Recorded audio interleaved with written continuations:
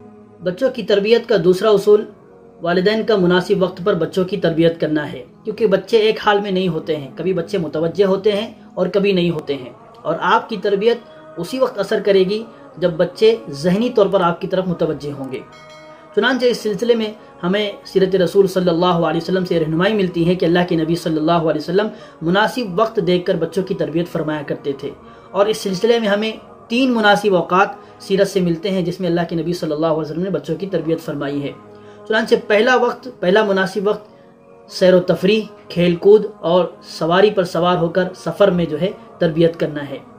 چنانچہ امام ترمذی رحمۃ اللہ علیہ نے یہ حدیث بیان کی ہے جس میں حضرت عبداللہ بن عباس رضی اللہ تعالیٰ عنہ فرماتے ہیں کہ میں جب اللہ کے نبی صلی اللہ علیہ وسلم کے پیچھے سواری پر سوار تھا تو اللہ کے نبی صلی اللہ علیہ وسلم نے مجھ سے فرمایا کہ اے لڑکے، میں تمہیں کچھ کلمات سکھاتا ہوں۔ تو میں نے کہا یا رسول اللہ، میں حاضر ہوں۔ چنانچہ اللہ کے نبی صلی اللہ علیہ وسلم نے فرمایا کہ احفظ اللہ یحفظک، احفظ اللہ تجدہ تجاہک، وَإِذَا سَأَلْتَ فَاسْأَلِ اللَّهِ وَإِذَا اسْتَعَنْتَ فَاسْتَعِنْ بِاللَّهِ، کہ اگر تم اللہ کے حقوق اور اللہ کے دین کی حفاظت کرو گے تو اللہ تمہاری حفاظت فرمائے گا، اور جب تمہیں کسی چیز کی ضرورت اور حاجت ہو تو تم اللہ سے مانگا کرو، اور جب تمہیں مدد کی ضرورت ہو تو تم اللہ سے مدد مانگا کرو۔ تو غور کیا آپ نے دیکھا کہ کیسے اللہ کے نبی صلی اللہ علیہ وسلم اتنی بڑی تعلیم، اللہ پر توکل کی، اعتماد کی، بھروسے کی اور اللہ پر یقین کی، ایک سواری پر سوار ہو کر سفر میں فرما رہے ہیں اور تعلیم و تربیت فرما رہے ہیں۔ اور دوسری چیز کہ اللہ کے نبی صلی اللہ علیہ وسلم کھلی فضا میں بچے کو تربیت فرما رہے ہیں، بچے کو تعلیم دے رہے ہیں کہ اللہ پر توکل رکھنا، اللہ سے مدد مانگنا، کیونکہ کھلی فضا میں بچے کا ذہن زیادہ تیار اور متوجہ ہوتا ہے اور بچہ بات کو جلدی قبول کر لیتا ہے۔ اس لیے کھیل کود کے دوران بچوں کی ہم تربیت کر سکتے ہیں اور بچوں کو اللہ کے ایک ہونے کی، رسول اللہ صلی اللہ علیہ وسلم کے نبی ہونے کی اور دین اسلام کی موٹی موٹی باتیں بھی سکھا سکتے ہیں۔ اور اسی طرح اللہ کے نبی صلی اللہ علیہ وسلم خفیہ انداز میں بات کیا کرتے تھے۔ چنانچہ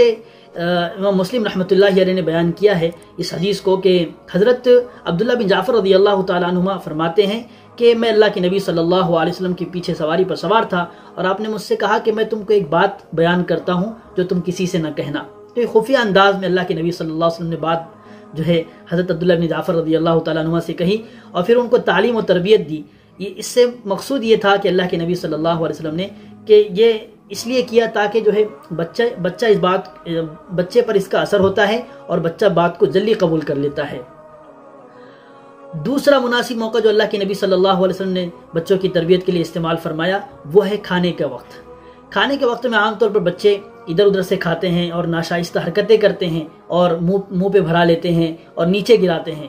اور ایسے موقع پر اگر والدین قریب نہ ہو اور پاس نہ بیٹھے ہوں تو بچے پھر ان کی غلطیوں کی اصلاح نہیں ہوتی ہے اور وہ گندی عادتیں بچوں کے اندر باقی رہتی ہیں۔ لہٰذا ایسے موقع پر ہمیں سیرت سے تعلیم ملتی ہے کہ اللہ کے نبی صلی اللہ علیہ وسلم بچوں کے ساتھ کھانا کھایا کرتے تھے اور ان کی غلطیوں کو دیکھتے تھے، اور جب بچے غلطی کرتے تو اس انداز میں اصلاح فرماتے تھے کہ وہ اصلاح کا طریقہ اور وہ باتیں جو اللہ کے نبی صلی اللہ علیہ وسلم فرماتے تھے بچوں کے ذہن و دماغ میں رچ بس جاتی تھی اور پھر بچے غلطی نہیں کرتے تھے۔ اس موقع پر ہمیں ایک روایت ملتی ہے جس کو امام بخاری، امام مسلم رحمہم اللہ نے بیان کیا ہے، حضرت عمرو بن ابی سلمہ رضی اللہ تعالیٰ عنہما کی، فرماتے ہیں کہ میں اللہ کے نبی صلی اللہ علیہ وسلم کے زیر تربیت تھا اور میں بچہ تھا اور میں ادھر ادھر سے کھانا کھایا کرتا تھا۔ تو ایک مرتبہ اللہ کے نبی صلی اللہ علیہ وسلم نے مجھے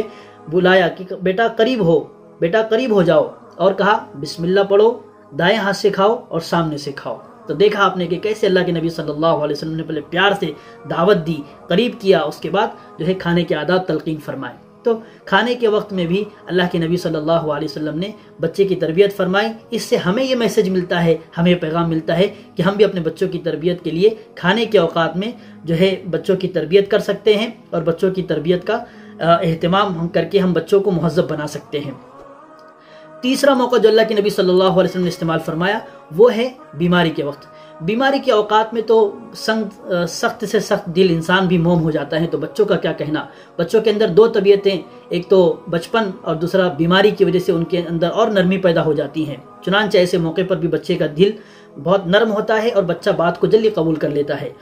اس میں امام بخاری رحمۃ اللہ علیہ نے حضرت انس رضی اللہ تعالیٰ عنہ کی روایت ہے، فرماتے ہیں کہ ایک یہودی لڑکا تھا جو آپ صلی اللہ علیہ وسلم کے پاس خدمت کیا کرتا تھا۔ چنانچہ وہ بیمار ہو گیا تو اللہ کے نبی صلی اللہ علیہ وسلم اس کی عیادت کے لیے تشریف لے گئے، اس کی بیمار پرسی فرمائی اور اس سے کہا کہ اسلام قبول کر۔ تو اس نے اپنے والد کو دیکھا جو قریب کھڑے تھے، تو اس کے والد نے کہا کہ ابو القاسم کی اطاعت کرو، یعنی حضور صلی اللہ علیہ وسلم کی اطاعت کرو، چنانچہ وہ لڑکا مسلمان ہو گیا۔ تو آپ صلی اللہ علیہ وسلم یہ فرماتے ہوئے وہاں سے لوٹے کہ اللہ کا شکر ہے کہ جس اللہ نے اس بچے کو جہنم کی آگ سے نجات دلا دی۔ تو گویا کہ اللہ کے نبی صلی اللہ علیہ وسلم کی خدمت میں وہ لڑکا تھا، اور آپ صلی اللہ علیہ وسلم نے اس کو کبھی دعوت نہیں دی اسلام کی، لیکن جب بچہ بیمار ہوا تو آپ اس کی عیادت کے لیے گئے، اور اس عیادت کرنے کے بعد دیکھا کہ اس کا دل نرم ہے اور وہ بات کو قبول کر سکتا ہے، چنانچہ آپ نے اسلام کی دعوت دی، اس نے دعوت کو قبول کر لیا۔ تو یہ 3 بنیادی اوقات بچوں کی تربیت کے لیے ہمیں سیرت سے ملتے ہیں۔ پہلے کھیل کود کے دوران، سیر و تفریح کے دوران، دوسرے کھانے کے دوران، اور تیسرے بیماری کے دوران۔ تو یہ 3 اوقات ہیں جس میں ہم بچوں کی تربیت کر سکتے ہیں، اور اس کے علاوہ بھی والدین جو مناسب موقع دیکھے، جو مناسب ٹائم دیکھے، وقت دیکھے، اس میں اپنے بچوں کی تربیت کرنا نہ بھولے، کیونکہ ایسے موقع پر بچے بات کو جلدی قبول کر لیتے ہیں، اور بچوں کے اندر جو ہے وہ باتیں ان کے ذہن و دماغ میں بیٹھ جاتی ہیں، اور پھر وہ بچے جو ہے اخیر تک نہیں بھولتے ہیں، اور ایسی صورت میں بچے مہذب ہو کر ابھرتے ہیں، اور یہ ان سب کا کریڈٹ ماں باپ کو جاتا ہے، اور ان سب کا جو ہے ان سب کے پیچھے ماں باپ ہی کا ہاتھ ہوتا ہے۔ لہٰذا ایسی صورت میں ہمیں 3 اوقات کا استعمال کرنا چاہیے زیادہ سے زیادہ، اور بھی جو موقع مناسب ہو اس میں ہمیں بچوں کی تربیت کرنا چاہیے۔